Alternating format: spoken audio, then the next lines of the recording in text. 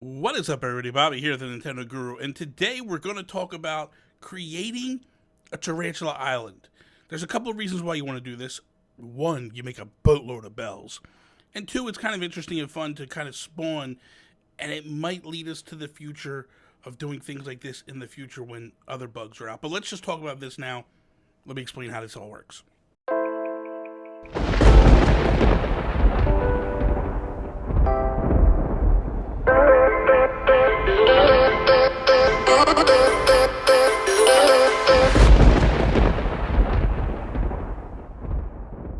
So when I played New Leaf, right? New Leaf basically had this feature, this functionality where you would go to an island.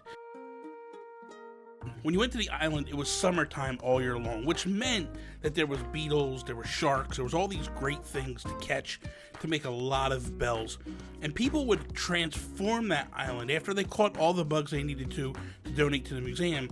They would transform that island into a money-making island. And how do you do that? And that was very simple. You used to just chop down trees and such and coordinate so that when the spawns were happening, it was spawning things that were high ticket, high dollar value, as opposed to items or bugs and such that were low ticket value. In New Horizons, we have the very same type of functionality where when you go to the island, number one, you have to make sure it is after 7 p.m. As long as it's after 7 p.m., you are good to go. And then you're going to go to the island and you are going to start to manipulate and to transform the island from what it is to what you need it to be. And there's going to be a few things you're going to have to do. Some things you don't have to do, some things I like to do, but we'll just break it down. Number one, I like to pull all the weeds.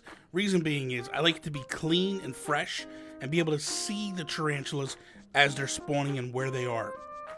Number two, you're going to want to chop down every single tree that is on the island. And then not only chop them down, you're going to want to dig up the stump. You don't want to leave the stump there because there is a beetle that will spawn on that stump. You're just going to basically have to shoo it away anyway. So it's easier just to save the step and get rid of it. Next thing you want to do is you want to pluck all the flowers. Don't dig them up. Pluck the top of the flowers. Reason why is it will stop from spawning different bugs that are attracted to flowers. That's the other step you want to do. The whole idea here is to manipulate and to get things out of the island so they're not spawning the way they typically will. Next thing you do is you just pick up everything. Fruit, trees, whatever type of wood that goes across, get them off the island. I take them to the beach. Final thing you want to do is you want to destroy all the rocks. Reason why you want to destroy the rocks, very simple aspect of you don't want centipedes and you don't want pill bugs to basically come out of the rocks, and you don't see those. The other thing is if it is raining, snails will form on the rocks, and you don't want to do that. So just destroy the rocks, which means you're going to have to eat a few pieces of fruit to give you the strength to then smash the rocks completely and destroy them. Now you've basically cleared the entire island of everything. There's nothing there except for there's some bugs. There's going to be some wharf roaches and another type of beetle that is going to be on the ground. You want to shoo them away. You want to chase them off and get them out of there. The one other thing that I've noticed is there's a couple other bugs that are showing up. There is a giant water beetle, as well there's a mole cricket. So the mole crickets, you can dig them up if you want to. They are a pain now because you have to dig them up and there's holes being formed in the ground. I was digging them up and leaving the holes in the ground. The giant water beetle is different, and it's a new bug, and you have to get them up because you can't scare them away. So it seems like the month of April has kind of taken it another step and made it a little bit harder to turn the tarantulas into just the only things that are spawning and the easy things that are spawning.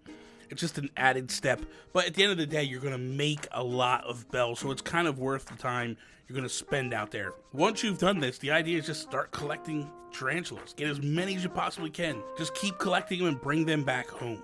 One thing you also want to keep in mind that not every single island tour can be turned into a tarantula island. Some of the islands just will not spawn any insects, let alone tarantulas. It's just something in the island that just doesn't allow it. So don't beat yourself up.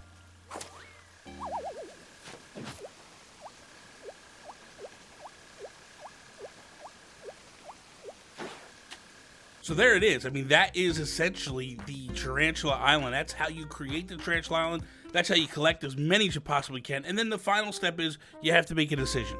Do you want to sell them off, or do you want to save them for Flick? Now, you're talking a difference of quite a bit of money. If you have 40 spots, you're going to take home 39 tarantulas. So now you're looking at, you can basically take home 312,000 bells worth of tarantulas. Now the key thing is, if you turn around and you sell this to Flick, you're looking at a profit of almost 150,000 bells, which means if you sell them to Flick, you're going to walk away with 468,000 bells. It's a lot of bells for one trip to an island, to spend time, to cut down, and you're going to spend a little bit of time, maybe 40 minutes, maybe an hour, somewhere in there. Well worth the time. And then again, it's just a decision how many bells you want to make, how quickly you want to turn over that money. For me, I just sell them to the Nooks. If Flick's there, then yeah, I'm going to the island. We're going to do what we can do with Flick. We're going to take him to the island. We're going to make as much as we can. It's very, very ingenious. It's very cool. A lot of people discovered this a while back. It is kind of a glitch.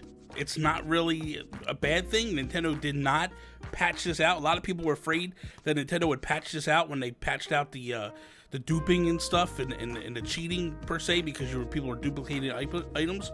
This is not a cheat in Nintendo's eyes. There is an island that is a tarantula island that Nintendo created for this thing. So it is a thing that Nintendo is working on. They want it to be something.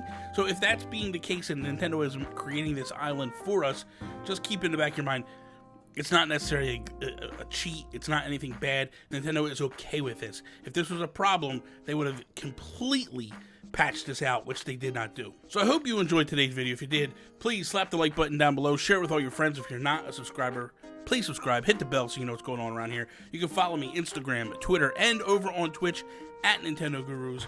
That is all. Peace out, Preston.